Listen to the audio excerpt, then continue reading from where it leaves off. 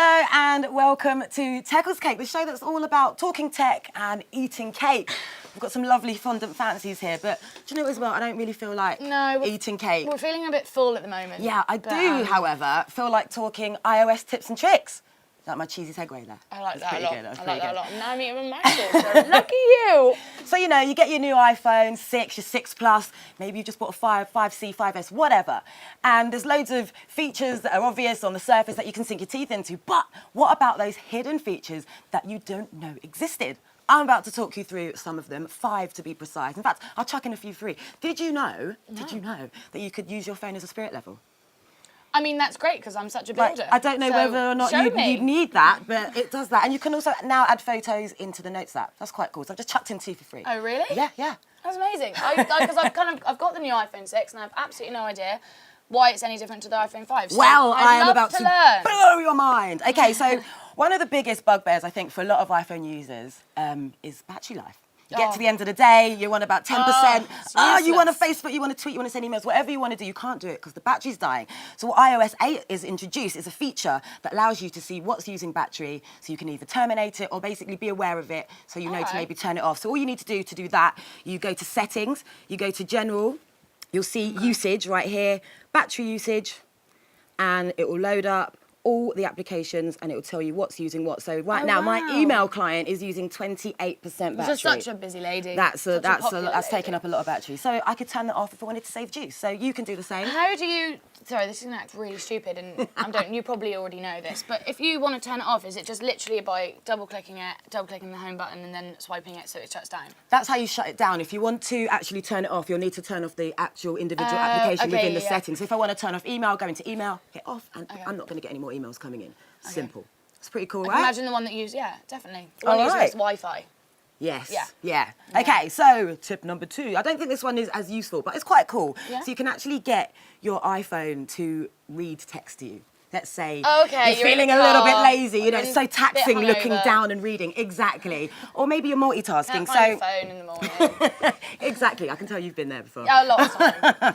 So you've got some text up on your screen. This could be in messages, notes, whatever. You simply highlight it, and then it gives you an option to speak.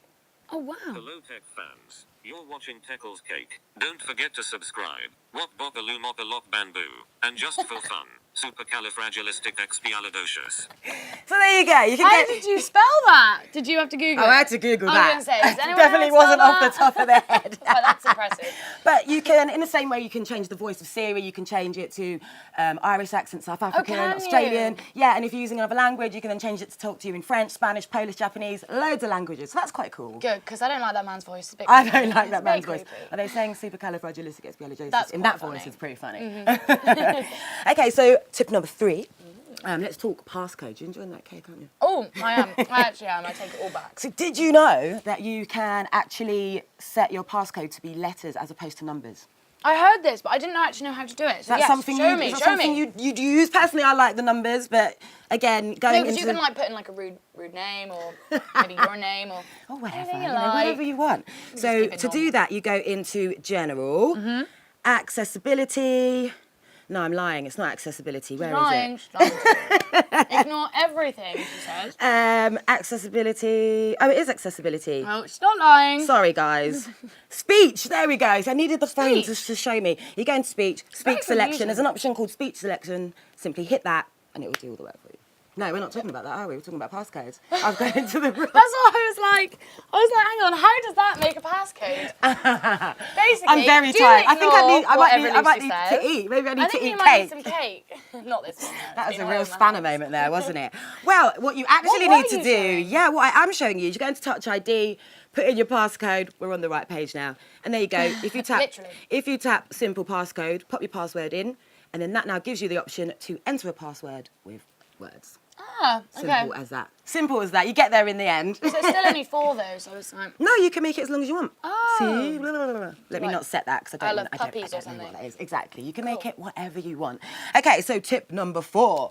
You know, sometimes you're putting in a web page, putting in a web URL, and you might put in All the time. whatever .con or .ul. It's quite annoying. You've got to keep going in and put the web page in. And what you can do is easily add a web suffix to your URL. So you've typed in suffix? yes, so .com, .co.uk, right. .eu, You probably whatever. already knew that. So here's my web page, and then to do that, all you need to do is do a long press on the full stop, and you get presented with a menu of options. Simply swipe up to what you want, God. and then press enter, and you're searching for your web It's page. just simple things that are just going to save a bit of time that you're Just going to get used to. shave off those seconds. Yeah. Yeah, exactly. We're all so lazy nowadays. And finally, now I'm going to need your help for this. This is a Siri feature. Now, Love Siri's to. now got Shazam baked into it. So instead of Yes. having to go to the separate application, Oh, good, 'cause fire I'm- up Siri, you ask it what's playing, and it'll be able to tell you. So let's do we a do it? demonstration. Yeah. Right.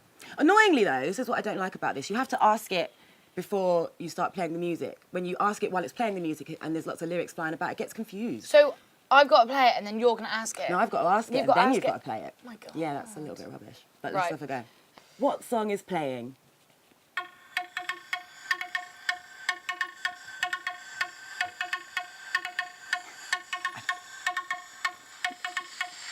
I don't think it knows. I'm really impressed.